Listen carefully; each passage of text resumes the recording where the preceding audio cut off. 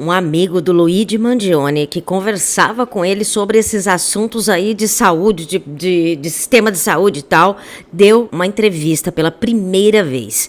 Esse cara, ele é um blogger inglês, ele é um jornalista, ele tem um blog na Inglaterra. E o Luigi era fã do blog dele, porque ele achava que o cara pensava mais ou menos como ele, e eles se correspondiam, né? Se falavam por texto.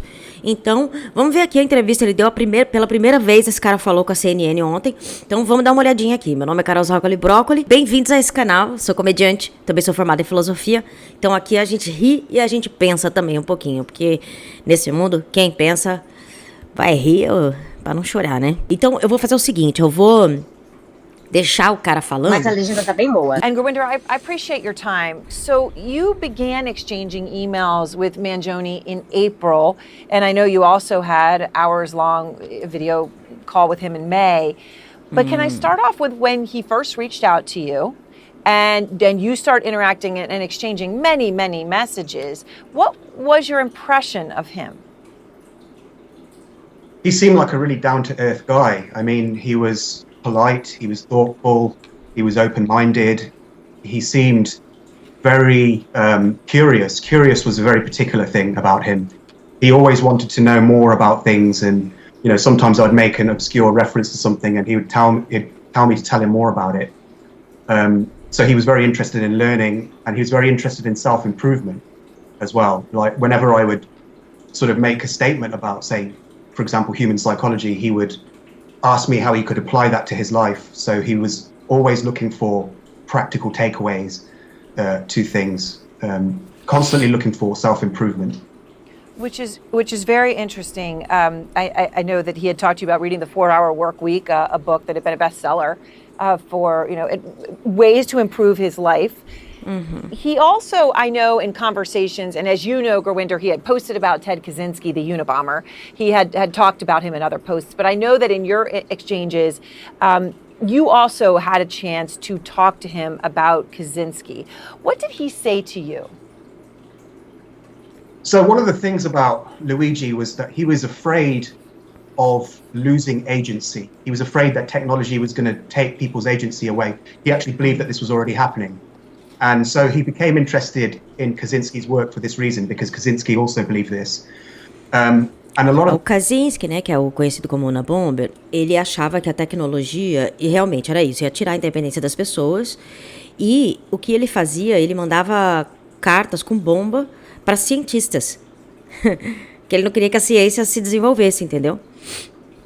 The conversation that we had was really about, you know, how technology is taking people's agency away from them. And how we can sort of restore it, how we can reclaim our agency, how we can reclaim control over our lives. So that was something that resonated with him about Kaczynski's work. So I want to... Eu acho que, assim, não é a tecnologia que está tirando a independência das pessoas. Eu acho que é o jeito de quem programa a tecnologia é que quer tirar a nossa independência, porque quer usar a tecnologia para nos controlar. Né? Ask you more about that, but first, when you're talking about, you know, his view about humans losing agency, I know one of the exchanges you shared with us when he's talking about it being in Japan, and he had spent time there, and he's talking about NPC behavior, which stands for non-player characters, which appear in video games. And NPCs tend to behave very predictably, right? They don't think for themselves. So he, and in his exchange with you, he writes, Japan is peak NPCville. Scary lack of free will in this country. I'll have to tell you a story from my morning today where I saw a dude have a seizure on the street and run 2 blocks to the police station. They followed me to help, but refused to walk across any empty streets if the stoplight was red, even while the guy was seizing on the ground. Luigi. This is his, I guess, his view about the lack of connection that people could have for each other. Can you tell me more about how important this overall topic was in his psyche? It took, I'd say about 90% of the 2-hour conversation we had was about sort of the effects of technology on agency, and well, not just technology, but culture as well. But he believed culture was downstream of technology. He believed that it was the technological developments that were causing the cultural changes. that were resulting in things like what he would call NPC behaviors. So, you know, Esse negócio é bom a gente perceber que isso daí, ele tá falando isso da tecnologia e tal. Então, assim, ele provavelmente ele vê a tecnologia como sendo como sendo assim o fundamental motivo da decadência da sociedade, sabe? Da civilização. Mas isso é uma opinião, certo? Isso não é necessariamente provado em nenhum laboratório de ciência, entendeu? Então, assim, por isso que é radicalizado, que a pessoa ela pega uma opinião e ela vai nela.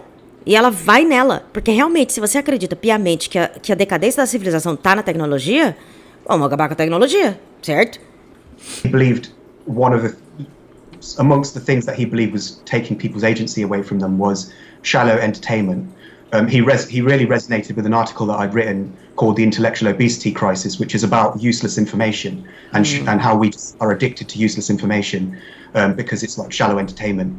And he was very concerned with things like online porn. Like he believed that a lot of men were not going out and meeting women because they were addicted to porn. He was really concerned about video games. He believed that people were not making accomplishments. They were not accomplishing things in the real world because they were getting sort of these dopamine hits from video games. And he also believed social media addiction was a big problem that was taking people's agency away from them as well.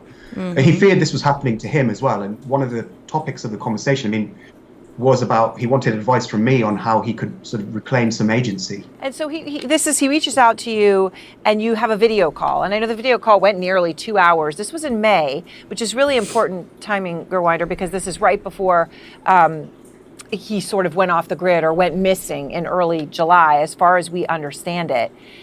Was there anything in that call that now you see what has happened stands out to you in retrospect? There are a couple of things which kind of make a bit more sense now, but I can't say that I would have really predicted his behavior from that video call. He did allude to his frustrations with the US healthcare system. There was a brief exchange we had where he compared, he said that the US healthcare system was really expensive. And I told him about the NHS because here in the UK, we have a free healthcare system. And he kind of seemed to idolize the UK's healthcare system. And I told him it wasn't quite simple because although it was great, I'm a big fan of universal healthcare. I said that it's not quite as simple as that because we have big waiting lists in the UK. So, there's a bit of a trade-off. But I did say that the UK system was better than the US one, and he agreed with that. So his mother, when I'm talking about the timing here, and I know you talked to him for hours in May, his mother said to police that she last spoke to him on July 1st. And obviously that's very soon after your call with him. Do you have any sense of what might have led to him at that point distancing himself from his family and friends? And actually distancing seems like too light of a word, right? He really completely stopped communicating with people in his life. There was a part of the conversation where he said that the people around him were not on his wavelength and he was eager for a community of like-minded people, and that was one of the reasons. Então, ele radicalizou e ficou sozinho, né? Ele radicalizou numa ideia e ficou sozinho. E foi pirando sozinho. He wanted to talk to me because he felt that I was a kindred spirit. And he just said that the people around him, he couldn't really talk to them because, he said that they were on a different wavelength.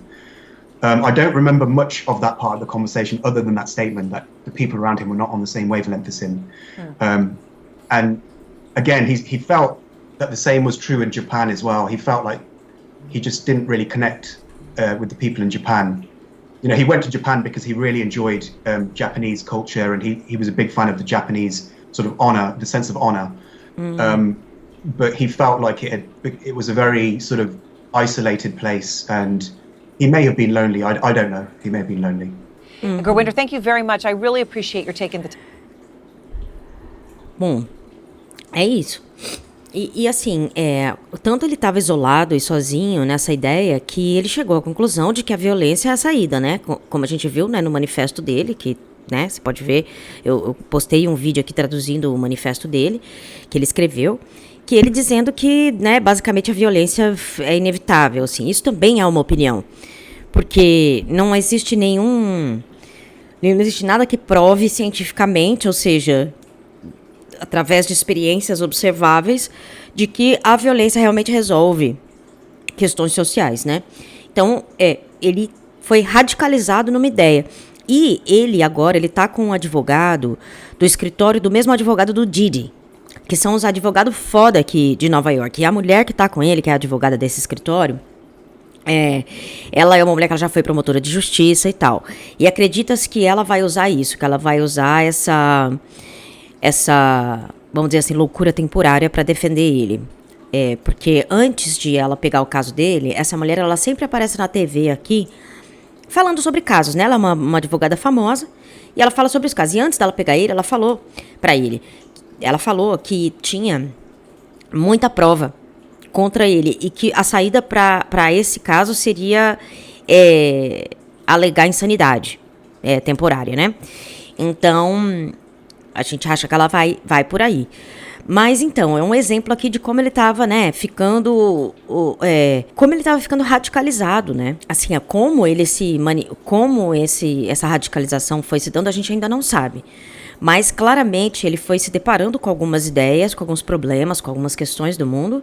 E ele foi querendo achar uma resposta, sabe? Às vezes eu acho que às vezes a gente se depara com problemas do mundo que são tão grandes, assim, que parecem tão imensuráveis, que parecem tão difíceis de se resolver, que a gente fica querendo uma resposta mesmo rápida, sabe?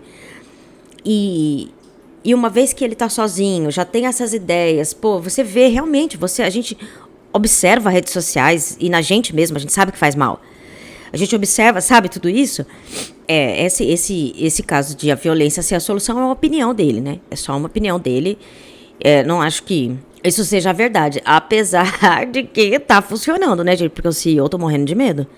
Aqui em Nova York, a governadora falou que eles estão pensando, gente, em pegar um hotline. Hotline como é que fala? Um telefone, né? Um número que para você ligar, exclusivo para você ligar se você tiver alguma dica, alguma pista de alguém que queira matar algum CEO.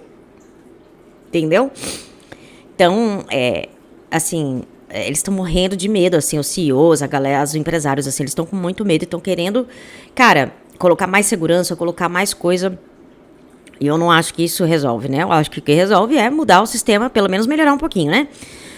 Mas também eu não acho que eles não querem fazer mudança, eu acho que eles não vão querer fazer mudança, porque senão eles vão justificar a ação do cara.